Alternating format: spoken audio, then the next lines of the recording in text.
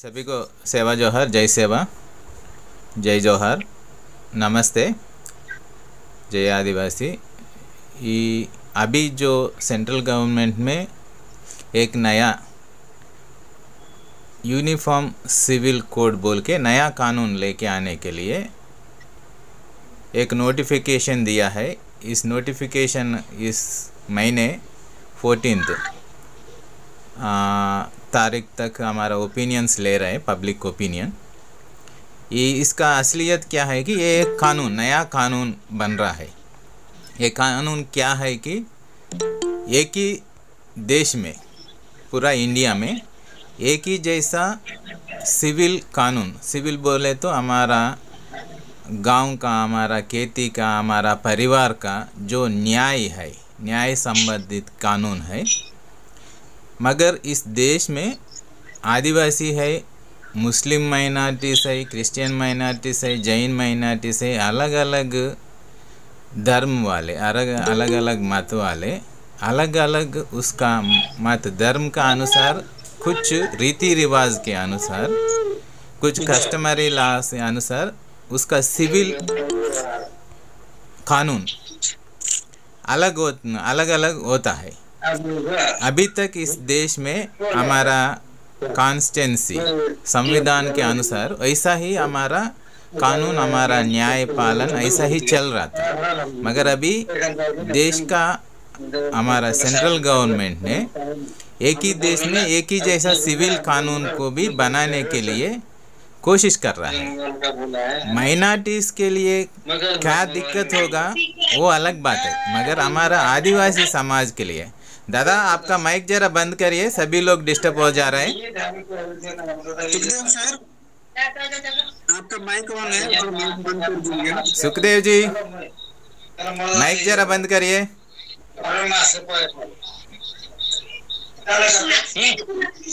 सुखदेव जी, आप उनको बंद कर दीजिए।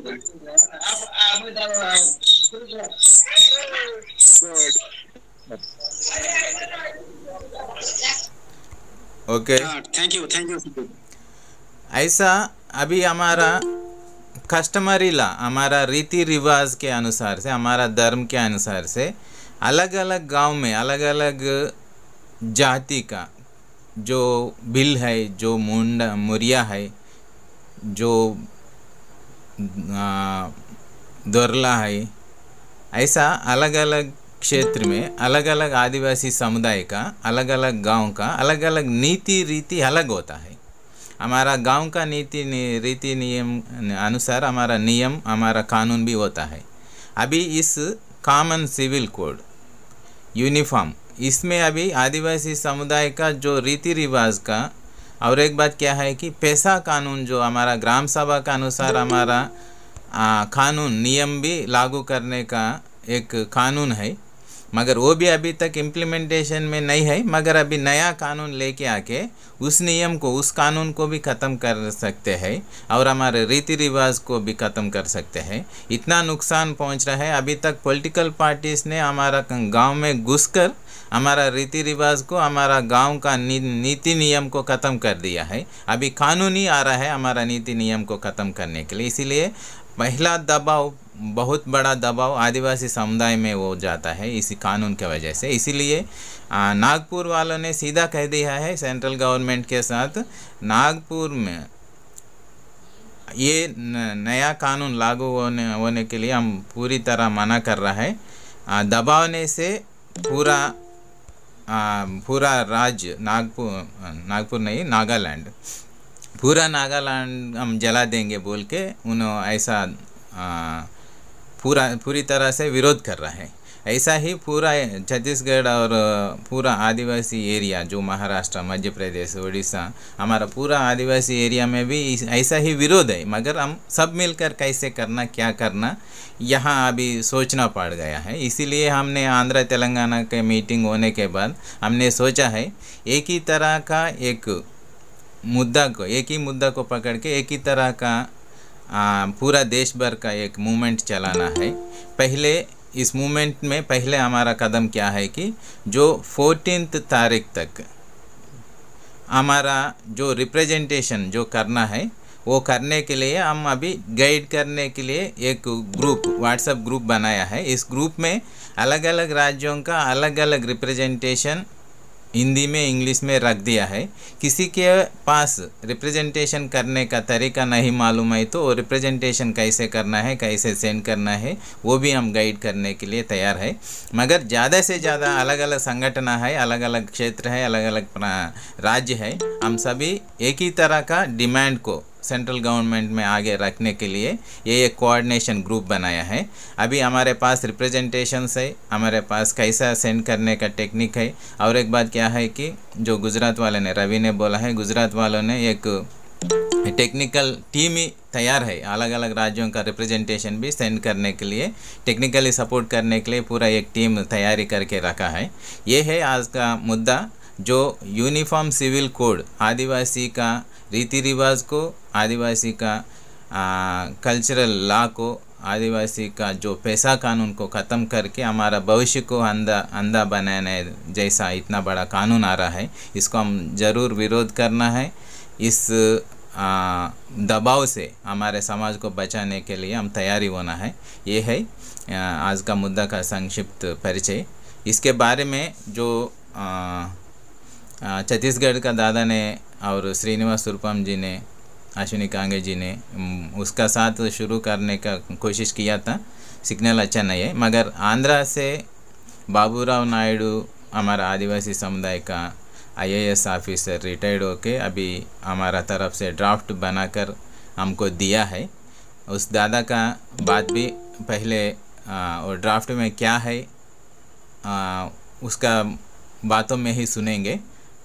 अभी मैं बाबूराव नायडू दादा को अनुरोध कर रहा हूँ, रिप्रेजेंटेशन में क्या है हम सभी को बोलने के लिए। బాబురావు నాయుడు గారు, ఒకసారి మీరు తయారు చేసిన డ్రాఫ్ట్ మన ఈ యూనిఫామ్ సివిల్ కోడ్ విషయంలో మన ఆదివాసీ ప్రాంతాన్ని, ఆదివాసీ మన జాతుల్ని కాపాడడానికి, ఈ ఒక పెద్ద ఉప్పెన నుంచి కాపాడడానికి మీ డ్రాఫ్ట్ ఎలా తయారైంది మీరు కొంచెం పరిచయం ఇవ్వాల్సిందిగా కోరుతున్నాం ఇంగ్లీష్లో। मैं थोड़ा इंटरप्ट कर, एक मिनट सर। जी जी। ये तो आप लोगों ने सुना कि क्या मुद्दा है। अभी बाबूराव सर बोलेंगे, उससे पहले हमारे पास वो तिरुमूर्ति जी हैं, उनका थोड़ा परिचय ले लेंगे क्योंकि उनका स्टेट पूरा खाली है। Tirumurti, please give your introduction please. Tirumurti, because you are from South Indian, so you might be face some problem because we are talking about in Hindi. So Tirumurti. No, sure. Okay. Shall I speak, my dear friends, my dear Adivasi friends and relatives? Okay, Baburao sir, please carry on, sir. No, I am Dr. Baburao Naidu, former civil servant from Adivasi. I worked as a PO ITDAS and I worked as a joint collector. I worked as a collector Kadapa, the present chief minister's district, and I worked entire my life only our tribal area of Dandakarinya. More or less I undergone into all acts of our tribals, and today I submitted some of the representations to the Mallikarjun Kharge, Rahul ji, K.C. Venugopal ji, our National History Commission and RGI, and our Minister of State for Law and Justice, and Sushil Modi is standing, and Rituji, our 22nd Law Commission. Today I submitted all these my reports, including Madam is Highness President of India. So I have submitted the comprehensive legal suggestive note on Uniform Civil Code for exemption of Adivasi tribes from Uniform Civil Code. So I mentioned this, my humble submission to the kind highness, until unless field visits and broader cross consultation with the key stakeholders of affected communities, that is Adivasis and other communities, it would not possible to bring democratically, uniformly, equally civil code, since the complexity of the social structure and function of the various societies and their customary laws, lifestyles and livelihoods day by day, day to day their life activities, and their social control, which govern over the people's communities and societies. In this connection, I would like to bring a few facts under 9 sub-acts of Adivasi tribes mentioned below to recognition and consideration of exemption of Adivasi, particularly 5th and 6th schedule areas under Article 244 Constitution, Article 244 1 and 2, Indian Constitution from the purview of the Indian Civil Code. So, number 1, my sub-act is number 1. Sir, can you please add some Hindi because other are unable to understand. Okay. I will tell you.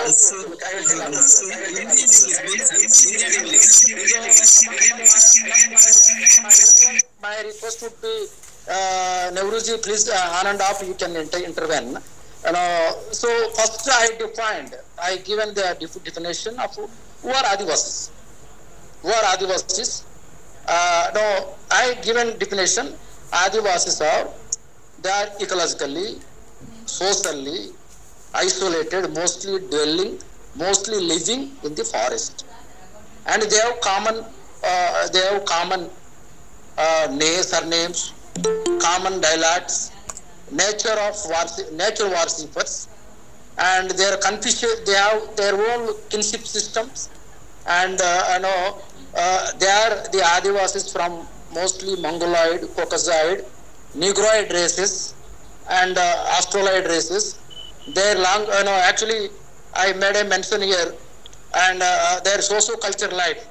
Adivasis they have their own different lifestyles. They are number 1, a kinship and a lineage and a clan. It's determined their marriage and family functions. And marriage and family functions, generally Adivasis, they have polyandry. They have polyandry means it is the woman can marry multiple times. The men also marry more than 2 wives, and they have matrilocal. You suppose Meghalaya, they are matriarchy, and suppose you go to the Ladakh, there is a polyandry system. Suppose you go to the northeastern village, exogamy, endogamy system, and the different kinds of marriages, different kind of lifestyles, different kinds of relations, different kinds of taboos and folkways, control systems, social control systems. So these are the things I have mentioned. And Adivasis are mostly they are living in the forest. Their livelihood on the forest-based economy, and they are food gatherers, hunterers, food cultivation, and this and food cultivation. They are a substance type of economy.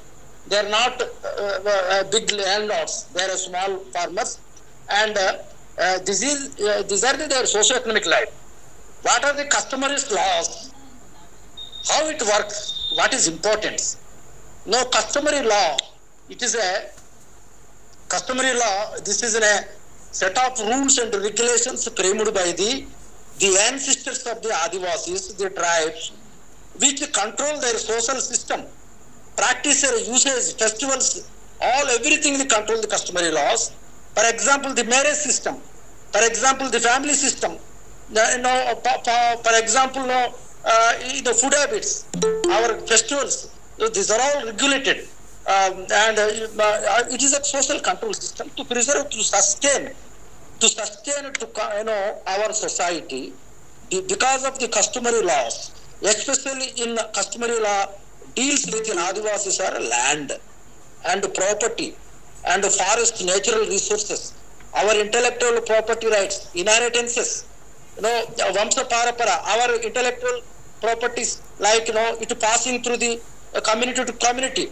In India, we have 705 tribal subjatis, and it is a 10.50 crores, covering 8.6%, and 75 PVTG tribals are there. And our languages, 1635 languages, dialects, different languages, different dialects. This is a diversity. Adivasis are diversity. 705 jatis are sub-jatis are there. They have a lot of diversities. There are a lot of cultural differences. There are a lot of practices, different kind of things. Now, once these are the, I mentioned, these are the customary laws, and the customary laws, it is a living, it influences their living system, it influences their natural resources, it influences their usages, it influences their spiritual life, and also it influences their indigenous life, it influences their family system, it influences to our marriage system and everything. These are the customary laws which works on this. So customary laws is just, it is a part and parcel of tribal life. This customary lives, this is the customary system, our tradition and culture is identity. This is a symbolic identity. The tribe, how can we identify tribe? How can we identify tribes? Number one is our physical attributes, our physical character, and number two is our culture and tradition and practice. Unless this, we cannot identify the tribes. Once we erode this, once we introduce this uniform civil code, it cannot equalize. It is cannot, our identity will go, our culture will go, our inheritance also go, and our family system will go. This will bury it. So our culture, our identity, our customary law, and our inheritance is different. It is very, especially tribal life is different. So once the uniform civil code introduced, it will take away. It will overcome on this. Our personal life. Adivasi Mahila can marry multiple times, and she is not claiming our land and property. Similarly, Adivasi male can marry more than 2 wives. These are all, we have our freedoms. So therefore the government of India, pre-British, during the British time also, they first included the schedule area 1874 and also 1935 Act, and also scheduled districts. During the British also they given this protection to the tribals, Adivasis. And after independence also, in the name of the scheduled areas, under Article 244, under Article 244, 275, 1, 13 and 31 and 16, these are the articles to provide, the Constitution is provided for our preservation or safeguard. And also the TCTRIM, Tribal Cultural Center, they established for identity for Adivasis. Once they and also our different ITDS are purposefully they established ITDS for tribals, exclusively tribal development. ITDS are many collectorates, for preserve and protect the life and safeguard the Adivasis. So these are some of the items. Our economic life today, Adivasis are 45%, Adivasis are less than, below 50% is the poverty stricken. Adivasis are below 42% is the illiteracy. Adivasis they are laborers, they are migrated laborers. They are utter poverty, they are poor people, they don't have houses, they don't have financial independence. How can you equalize to other people, the big people, the rich people? Adivasis are now Indian strata, they are very lowest people. Adivasis are very lowest income people. They are wage laborers, they are migrated laborers. Adivasis, below 50% Adivasis, 50% Adivasis are almost now 45% of Adivasis are under utter poverty. 42% of Adivasis are under illiteracy. They are not financially, economically equal. They are lowest in the income group. How can you equalize uniform civil code? How can you equalize the uniform civil code? Equal to Brahmins, equal to Reddis, equal to Kammas, equal to Nayakas, or equal to Yadavas. Now, how can we equalize Adivasis? Still Adivasis are very lowest income group. Their economic still they are depending on day in, day out. And why Adivasis are different? Adivasi lifestyles, culture are different from the rest of the society. rest of the Brahminical society, rest of the rich society, and the Hindu Marriage Act, Hindu Succession Act, these are all not applicable. Once these acts are implemented, our land, our forest, our mines, our area will taken away and eaten away, land alienation. The rich people will enter, in the name of the intercaste marriages. They're taken away our properties. They're taken away our forest. They're taken away our lands. They're taken away our property. They enter in the forest. They enter in the schedule area. They will take away. Why Manipur is still burning now? Manipur people, our Nagas, our Kukis are why fighting? Once they introduce, once this uniform civil code, they will take away all our rights, our acts. Some areas are land regulation act 1 of 70. So Adivas areas and schedule areas, no non-tribe can purchase our lands. Once you introduce this, intercaste marriages happens, and some bogus people claim Adivasi certificates. They will enter into forest. They will eaten away. They're taken away our lands, our natural resources, our forest, our rights, and they're taken away our Mahilas and our females. They marry. After marriage, they will take away everything. They will take away our jobs. They take away our political offices. They will take away our political MPs, MLAs.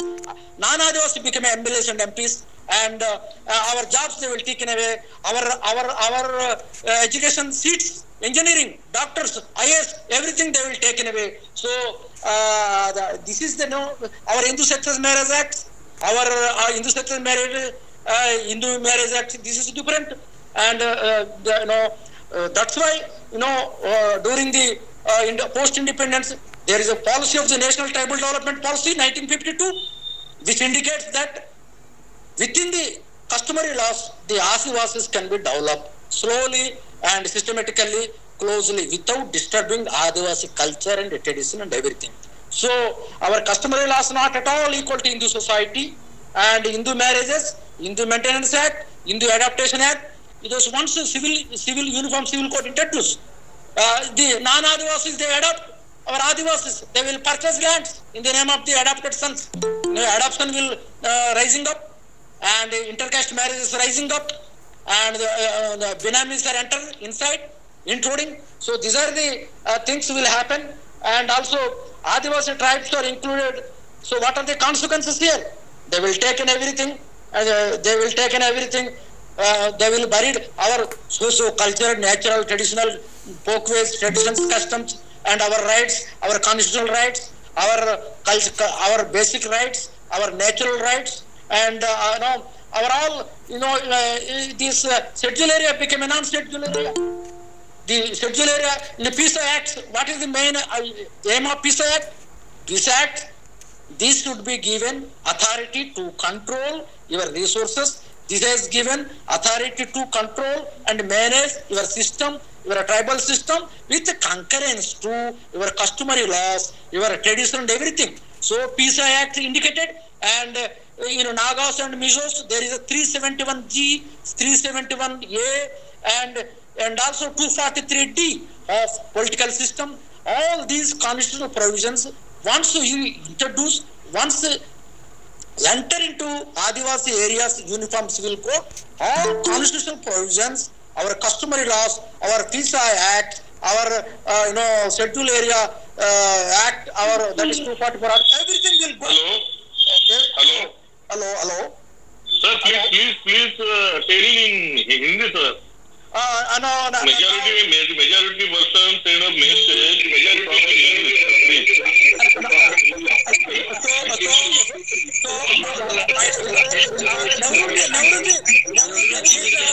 Sir mike बंद करिए, कोई mike बंद करिए.